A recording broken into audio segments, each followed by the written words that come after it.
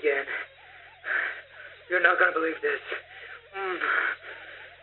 My mom took the HDMI cable again. I was in the middle of a Super Smash Brothers match, and suddenly, Grey's Anatomy, season 9.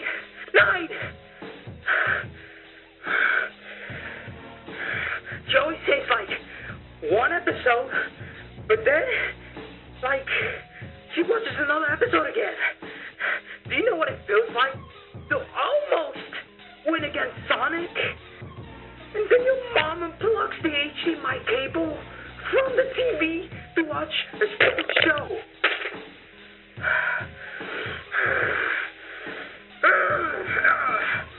God damn it. Why would you unplug it when there's already an empty plug? There's already an empty port there. This will be the last time anyone touches my Wii. You know what I'm gonna do?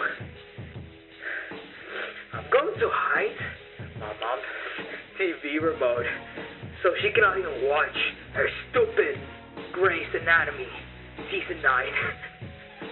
This message is for you, Mom. Stop unplugging my Wii HDMI cable.